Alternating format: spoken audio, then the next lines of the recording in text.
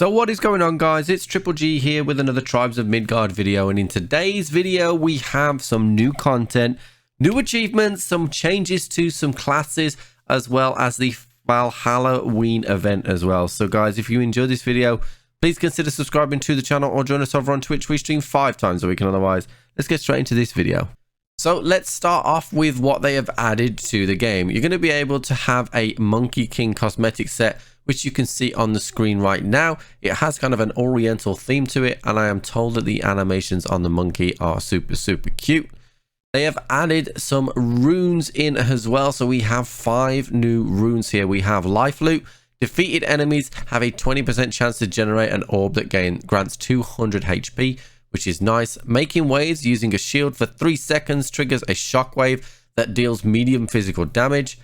Bjornagast, reviving an ally triggers an explosion that deals high physical damage. And Storm Chaser, combo attacks have a 5% chance to spawn a magical orb that seeks out enemies, exploding for medium thunder damage. This one is kind of the one that stands out for me. And then Bon Voyage, combo attacks have a 10% chance to stick a time bomb on an enemy that deals medium physical damage after a short delay. There is no indication that that hurts us, but I'm a bit worried about that one as well. Then they have added some quality of life additions. When players abandon their game or exit via the Bifrost, their entire loot is automatically deposited into the war chest. This is really good for people that are playing with random people, because people just, you know, might be trying to get those achievements and they will leave the game early, so at least you don't lose anything like that. They have added a screen shake on and off option, and players can now choose if the waystone activation is a toggle by default or a hold, which is really nice as well. Then let's talk about the actual gameplay changes. So they have added Fenrir Variants. There's going to be 2 types of Fenrir Variants since the mid-saga update. You're not going to get a choice which one you fight. It is a 50-50 toss-up.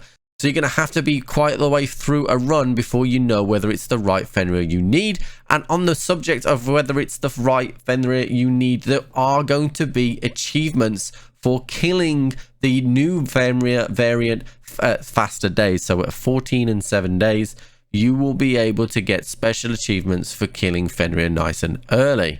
There's also going to be new challenge types. They've added a daily and weekly recurring challenges that you're going to be able to pick up from the main menu. And these include just, you know, killing enemy types, picking up certain things as well, which is a nice way to just keep you ticking over. And these will reward you with golden horns and season XP to help you progress through the season rewards. Then we move on to the content. So, sporting a fresh look, this new Fenrir variant never fights alone, for he is a master of magic, and that is wolf magic. Throughout your encounter, the Wolfmancer, he will summon his wolf allies to distract and overwhelm you, in addition to attacking you directly himself.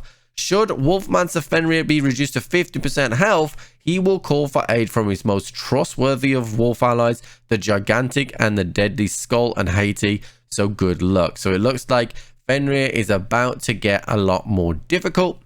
The second variant of Fenrir is Doom Howler. The wolf, formerly known simply as Fenrir, has taken up the new mantle of Doom Howler. Why? Well, because he has honed his signature howl ability to be even more deadly. When below 50 HP, he's going to shoot magical projectiles in all directions every time he uses his howl ability. Stay nimble and you might make it through. This is a pain in the butt, so we're going to definitely have a more difficult challenge when it comes to Fenrir. And of course, as we touched on, there's going to be new challenges, daily, weekly, and achievements as well. Then the update goes on to talk about the new runes, which we've already talked about, and there's going to be some new starter kits. So they've added 3 starter kits: a shield starter kit, a life giver starter kit, and a life and death starter kit, all of which you can read on the screen now. We've already touched upon the cosmetics. The Viking one was previewed a few weeks ago with a drone and the Monkey King, as we've already said. There is also going to be a Cloud King pet, which is another way to get another pet in there, although you will need to use platinum coins to get that one.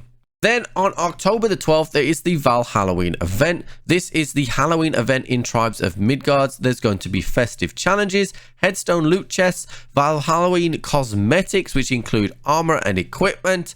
There's going to be a headless Norseman, armor and equipment, werewolf armor and equipment, a Halloween portrait, Halloween pets, and, you know, probably a lot of other stuff as well. So it sounds like it's going to be a good time. It's running what looks like for at least 2.5 weeks, maybe more. So it looks all the way up to November the 1st. So it should be a really, really good time as well. Then on to the gameplay changes. So they have updated the armor system. So they have globally buffed armor and shields impact on mitigating damage to the player, affecting all tiers and equipment. Due to this, the defense rating on armor and any runes or blessings that further buff that rating will be more noticeable and do a better job keeping you safe out there in Midgard. So I really like this change because it was very difficult to understand armor because I just kind of used blue armor and never really cared about anything else. Then we move on to the class blessings, and the Rager has had his step reduced the cooldown and adding a stun effect, which is really nice. One of my favorite changes here is the Hunter. Now all the resources he picks up is doubled, which is really, really good. His taunt ability has been buffed as well, which is really, really good as well. Also, pushing limits has been increased, so the knockback effect but only triggers on the final combo hit. Then the warrior has finally been nerfed, although I'm not quite sure it's going to work exactly right. So there is going to be a visual cue now when your immunity runs out. Now I think that because you still will get the immunity for some periods of the role, it's still going to be super, super useful. So we'll watch that one to see exactly how that works out. Then the Berserker has had a massive, massive fix. No longer does striking fear affect weapon durability. Now the Berserker stun ability is incredible, but you could not use it because it affected your durability. So expect the Berserker to become a top tier character once again. And they've also adjusted Wrath Unleashed so that the blessing tree layout is changed so that you'll be able to make different decisions. This is the only skill tree change in this update, and it is really, really nice. Finally, the Sentinel shield throw now correctly bounces upon 3 additional targets. A couple of combat improvements as well are here. Now, one of them that is really good is that when you block now, it will be instantaneous. That was one of the things that I didn't really enjoy about Tribes, was the fact that when you blocked, it didn't actually block when you needed it to. So this is really, really nice as well. Cooldowns of class spells are always visible on the HUD, and pressing inputs before the end of rolling, bowl aiming, shield blocking animations now skips recovery and feels more responsive. Then there is a ton of balance changes here to the rune effects, to the rune rarities, and things like that. One of the things that is a noticeable change is they've changed the rarity of soul powered, which is something that people use all the time.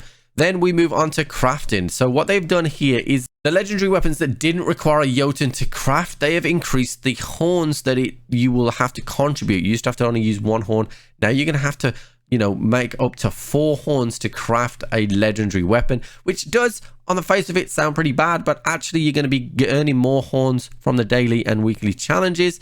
And there's a ton of quality of life changes as well, which I'm not going to go into there. A couple of other bug fixes, and then some known issues under investigation, which are relating to PS5 and stuff like that. So, in summary, we have different boss types in Tribes of Midgard now. We have noticeable changes to the classes, including some big changes for the Hunter and the Berserker.